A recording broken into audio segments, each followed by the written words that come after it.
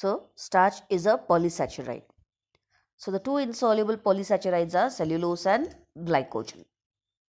So cellulose, the first one, it is found in the cell wall of plants. It is unused by our body, that is our body is unable to digest it, but it contributes a lot in maintaining a healthy digestive tract, that is for the proper functioning of the gut. Now the food items what you can see in the picture are the food items which are rich in cellulose.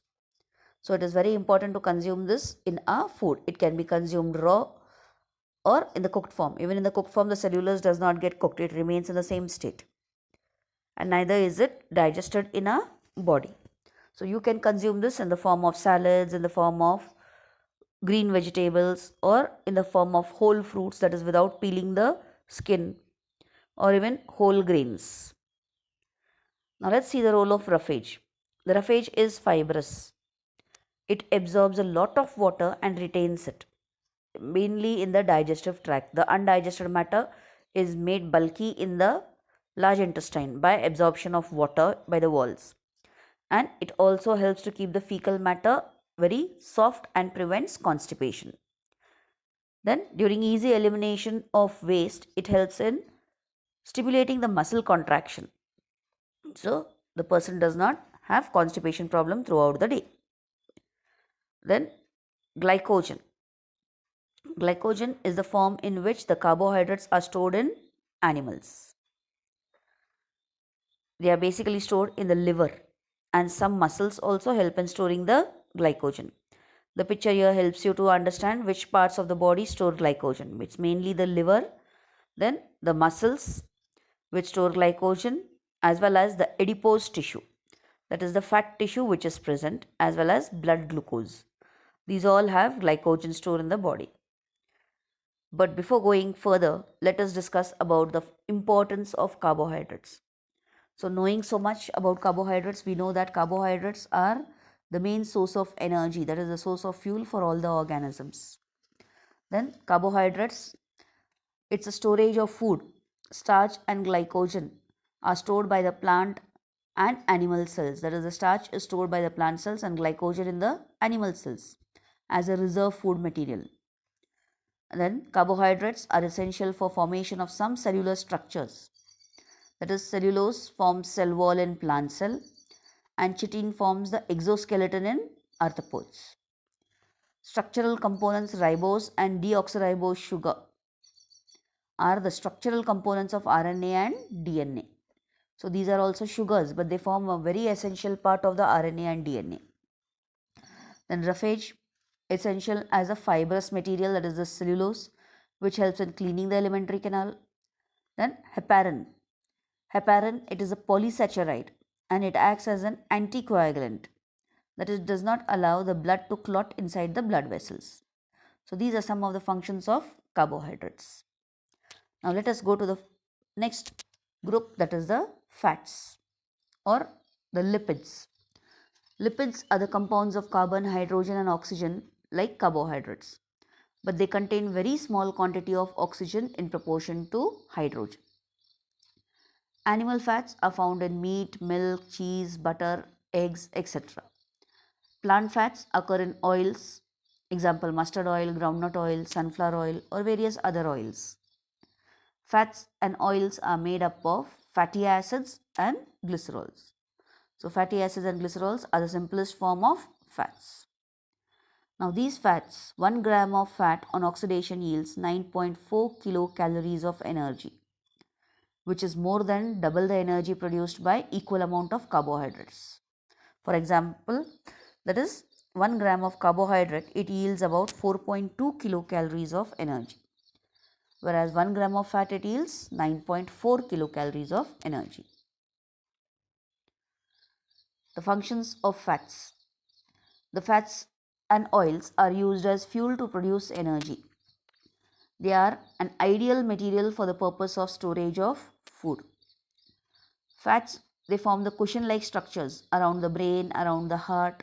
Then the kidneys also have a coating of fat, so that these delicate organs, they are protected first and foremost by the skeleton, but these are giving a secondary protection, the fat material. So they help to bear the shock. Then fatty layer which is present just below the skin, that prevents the loss of heat from the body. So it works as an insulator and it also works as a shock absorber. Then you have fats which act as solvent for fat soluble vitamins. There are many vitamins which are soluble in fats, whereas insoluble in water. So those 4 vitamins, they are transported to the various parts of the body by dissolving it in the fat. Then phospholipids, they help in the formation of cell membrane and other biomembranes of the system. Next is proteins. Proteins are macromolecules, that is the large molecules. They have very high molecular weight. They are the compounds of carbon, hydrogen, oxygen and nitrogen. Some proteins may also contain sulfur and phosphorus. The building blocks or the monomers of proteins are the amino acids. We have numerous types of amino acids. There are about 20 types of amino acids which help in the formation of proteins. These amino acids, they are categorized into 2 groups, that is essential amino acids. These amino acids cannot be synthesized in our body, so they have to be included in our diet. That is, we have to consume these essential amino acids. And non-essential amino acids, these are not required in our diet. The reason is these amino acids can be synthesized in our body, so there is no need for these to be consumed in the diet.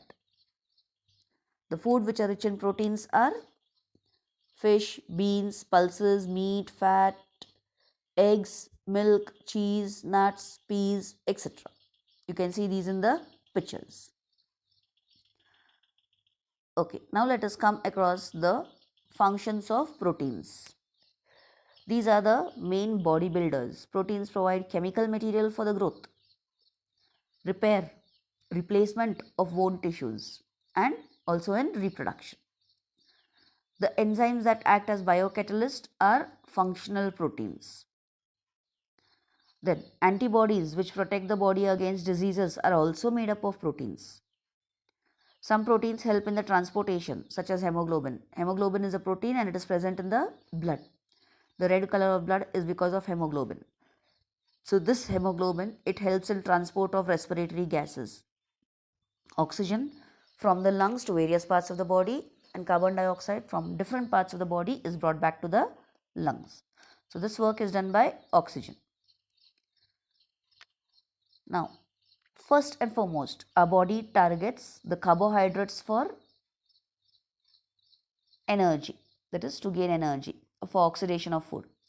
But if a person is on diet, does not consume carbohydrates, then the body targets the fats. But if there are no fats in the body, the last target is the proteins. So they are also oxidized to release energy, but it is in the last case because the body preserves proteins mainly for growth of the body. Some hormones which act as chemical messengers are also made up of proteins. And the deficiency of proteins leads to weakness.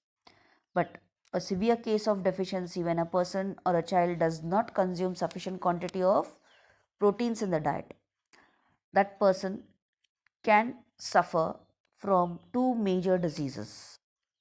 One is called the kwashiorkor and the other is the marasmus. Kwashiorkor, which is also called as Sukha Rog, it is a severe protein deficiency disease mainly seen in children. Kwashiorkor, here the sickness the baby gets when the new baby comes, meaning is when a woman already has a small baby and that is a small child and gets a second baby, so she is not able to give proper nutrition to the child. The symptoms of kwashiorkor are protein deficiency or inadequate diet. Then in this, the child has stunted growth. The growth does not take place as that of a normal child. The child becomes underweight. Then you can see the protruding pot-like belly. See the stomach. It's a pot-like belly. Then legs become very thin and bulging eyes. Eyes pop out. Then the child is anemic, has loss of appetite, does not feel hungry at all, poor brain development. and skin starts getting dark and scaly. The treatment is to provide the child with food which is rich in proteins. Marasmus. It is another deficiency disorder, and marasmus is a disorder which is caused due to the deficiency of proteins and carbohydrates. It usually affects infants below the age of 1 year. The basic cause of marasmus is sudden stoppage of breastfeeding or a diet poor in carbohydrates, fats, and proteins, or at times when a mother is who is nursing the baby is having bad health. The symptoms are less body weight, very weak body, skin becomes loosely folded, face becomes thin, as well as the hands and limbs also become thin. Then retarded mental and physical growth. And you can see the picture also, the ribs of the child are clearly seen.